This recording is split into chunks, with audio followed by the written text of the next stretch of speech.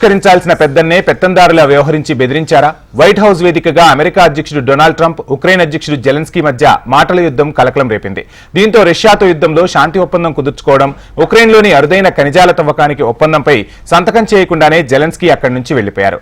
Zelensky కాస్త అతి చేశారని, ఆయన మళ్లీ చర్చలకు వచ్చినా తాను మాట్లాడే ప్రసక్తే లేదని తెగేసి చెప్పారు డొనాల్డ్ ట్రంప్. మరోవైపు అమెరికా అధ్యక్షుడికి తాను క్షమాపణ చెప్పాల్సిన అవసరమే లేదని పేర్కొన్నారు జెలెన్స్కీ.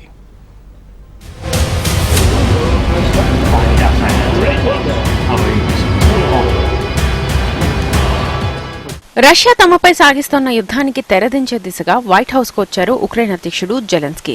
అక్కడ అమెరికా అధ్యక్షుడు డొనాల్డ్ ట్రంప్ తో పాటు ఉపాధ్యక్షుడు జేడీ వాన్స్ ఉన్నారు. ఈ సందర్భంగా శాంతియుత దౌత్య చర్చలకు వేదికగా నిలిచే ఓవెల్ కార్యాలయంలో చోటు చేసుకున్న పరిణామాలు ఉలిక్కిపాటును కలిగించాయి. ఉక్రెయిన్ కు ఆయుధాల సరఫరా కొనసాగుతుందని, అయితే తాము ఎక్కువ ఆయుధాలు ఇవ్వడం కంటే యుద్ధాన్ని ముగించి ఇతర అంశాలపై దృష్టి పెట్టడానికే చూస్తున్నామని భేటీ మొదట్లోనే ట్రంప్ చెప్పారు. తర్వాత మాట పెరిగింది. రష్యా ఉక్రెయిన్ మధ్య శాంతి ఒప్పందం కుదర్చడానికి బదులుగా కీవ్లో అరుదైన ఖనిజాల తవ్వకానికి అనుమతించాలని అమెరికా ప్రతిపాదించిన సంగతి తెలిసిందే. భవిష్యత్తులో తమపై రష్యా ఏదైనా దురాక్రమణకు పాల్పడితే రక్షణ కల్పించాలని జెలెన్స్కీ ఒత్తిడి తీసుకొచ్చారు. దీంతో అధ్యక్షుడు ట్రంప్, ఉపాధ్యక్షుడు జేడీ వాన్స్ లకు ఆగ్రహం తెప్పించింది. If you will speak very loudly about the war, you He's can... not speaking loudly. He's not speaking loudly. Your country is in big trouble. Can I Wait answer? a minute. No. You've done a lot of talking. Your country is in big trouble. I know. You're not winning. You're not winning this. You have a damn good chance of coming out okay because of us. Mr. President, we are staying in our country, staying strong from the very beginning of the war. We've been alone, and we are thankful. I said thanks you haven't in been this alone. cabinet. You haven't been alone. In this cabinet. We gave you, through this stupid president, $350 billion.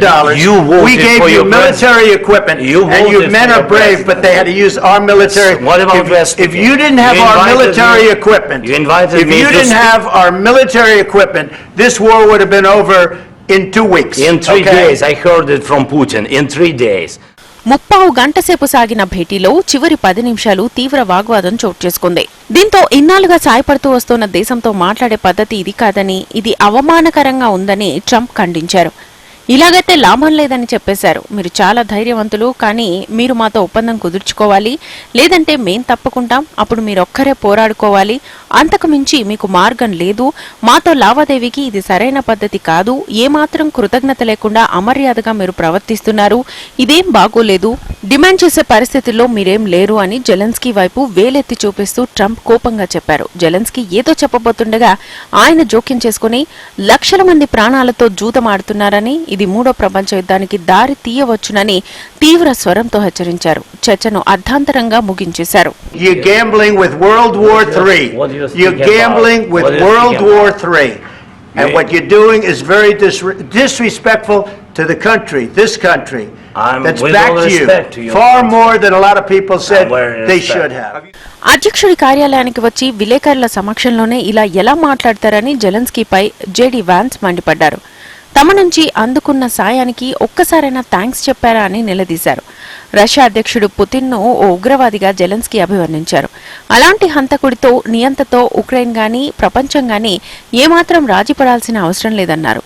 యుద్ధాన్ని ప్రారంభించిందే ఆయన అని, నిజానికి యుద్ధంలోనూ అన్ని నియమాలు ఉంటాయని చెప్పారు. దానికి Trump అడ్డుపడ్డారు. శాంతి ఒప్పందం కుదరాలంటే కొన్నిట్లో రాజీ పడక తప్పదని చెప్పారు. చర్చలు రసాభాసగా మారడంతో ఖనిజాల ఒప్పందంపై సంతకం చేయకుండానే శ్వేత సదనం నుంచి జెలెన్స్కీ బయటకొచ్చేశారు. ట్రంప్, జెలెన్స్కీల విందు కూడా రద్దయింది. అమెరికా అధ్యక్షుడికి తాను క్షమాపణ చెప్పాల్సిన అవసరం లేదని పేర్కొన్నారు జెలెన్స్కీ.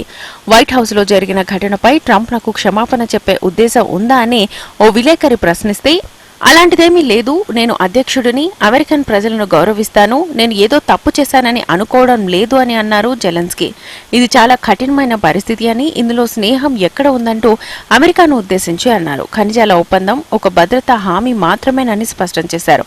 ట్రంప్, అమెరికా అధ్యక్షుడు పుతిన్ల మధ్య సంబంధం పైన జెలెన్స్కీ స్పందించారు. ట్రంప్ తటస్థంగా ఉండాలని, తమ వైపే ఉండాలని తాను కోరుకుంటున్నట్లుగా తెలిపారు. ఓవెల్ ఆఫీసులోని ఘర్షణ ఇరుపక్షాలకు మంచిది కాదన్నారు. రష్యాపై ఉన్న అభిప్రాయాన్ని తాను మార్చుకోలేనని స్పష్టం చేశారు. సమావేశానికి ముందు కూడా అమెరికా అధ్యక్షుడు ట్రంప్ జెలెన్స్కీ దుస్తులపై వ్యంగ్యాత్మకమైన వ్యాఖ్యలు చేశారు. 2022లో రష్యా ఉక్రెయిన్ యుద్ధం ప్రారంభమైనప్పటి నుంచి సాధారణ ఆలివ్ గ్రీన్ రంగు దుస్తులు మాత్రమే ధరిస్తానని అన్నారు జెలెన్స్కీ. యుద్ధంలో తమ సైనికుల త్యాగాలకు గుర్తుగా ఈ దుస్తులు ధరిస్తున్నట్లుగా పేర్కొన్నారు. ఈ క్రమంలో అధ్యక్షుడు ట్రంప్ కీలక వ్యాఖ్యలు చేశారు. రష్యా ఉక్రెయిన్ల మధ్య అత్యవసరంగా కాల్పుల విరమణ ఒప్పందం జరగాలని తాను కోరుకుంటున్నట్లుగా పేర్కొన్నారు. శాంతి చర్చలకు జెలెన్స్కీ తిరిగి వచ్చినప్పటికీ అందుకు తాను సిద్ధంగా లేలని తెలిపారు. ఈ భేటీలో ఘర్షణ అనంతరం విలేకరులతో ట్రంప్ మాట్లాడారు. ఈ సమావేశంలో ఆయన కొంచెం అతి చేసినట్లుగా నాకు అనిపించింది. మేం శాంతి కోసం చూస్తున్నాం, కానీ ఆయన దాన్ని కోరుకుంటున్నట్లుగా నాకు అనిపించడం లేదు. మరో 10 ఏళ్లు యుద్ధానికి వెళ్లి ఆటలాడాలని మేము అనుకోవడం లేదు. శాంతి నెలకొల్పాలని నేను చూస్తుంటే ఆయన మరొకదాన్ని ఆశిస్తున్నారు. మాకు తక్షణమే శాంతి కావాలి. రష్యా అధ్యక్షుడు పుతిన్ ఇదే కోరుకుంటున్నారు. ఈ యుద్ధాన్ని ముగించాలనుకుంటున్నారని ట్రంప్ పేర్కొన్నారు. మరోవైపు జెలెన్స్కీ నియంతలా వ్యవహరిస్తున్నారని తాను అనలేదంటూ ట్రంప్ మాట మార్చేశారు. జెలెన్స్కీపై గతంలో ట్రంప్ చేసిన వ్యాఖ్యలను ఓ విలేకరి గుర్తు చేశారు. దీనికి ఆయన బదులిస్తూ, నేను అలా అన్నానంటే నమ్మలేకపోతున్నాను. జెలెన్స్కీతో నాకు మంచి సంబంధాలున్నాయని పేర్కొన్నారు. మరోవైపు ట్రంప్ జెలెన్స్కీ మధ్య వాడివేడి చర్చలపై రష్యా స్పందిస్తూ ఉక్రెయిన్పై వ్యంగ్యాస్త్రాలు గుప్పించింది. ఆ దేశానికి ఇలా జరగాల్సిందేనని ఎద్దేవా చేసింది. ఈ వాడివేడి చర్చపై రష్యా మాజీ అధ్యక్షుడు, Russia security council deputy chairman Dmitry Medvedev మాట్లాడుతూ, అమెరికా పట్ల అమర్యాదగా ఉన్న ఉక్రెయిన్ ఈ పరిణామం గట్టి చెంపదెబ్బ. జెలెన్స్కీకి ఇలా జరగాల్సిందే అని అన్నారు. ఉక్రెయిన్ అధ్యక్షుడు తనకు అన్నం పెట్టిన చేతనే గాయపరుస్తున్నారు. తమకు సాయం చేసిన వారితోనే వాగ్వాదానికి దిగారు. ఆయనపై దాడి చేయకుండా ట్రంప్, జేడీ వాన్స్ సంయమనం పాటించడం అద్భుతమే అని వ్యాఖ్యానించారు. ఈ తాజా పరిణామాలపై ఐరోపా సహా ప్రపంచవ్యాప్తంగా పలు దేశాల అధినేతలు సామాజిక మాధ్యమాల్లో స్పందించారు. కీవ్ ఒంటరి కాదంటూ జెలెన్స్కీకి అండగా నిలిచారు. ఫ్రాన్స్ అధ్యక్షుడు ఇమ్మాన్యుయల్ మేక్రాన్, కెనడా ప్రధాని జస్టిన్ ట్రూడో సహా పలువురు దేశాధినేతలు అమెరికా తీరును తప్పుబడుతూ పోస్టులు చేశారు. వీరందరికీ ఉక్రెయిన్ అధ్యక్షుడు పేరు పేరున కృతజ్ఞతలు తెలియజేశారు.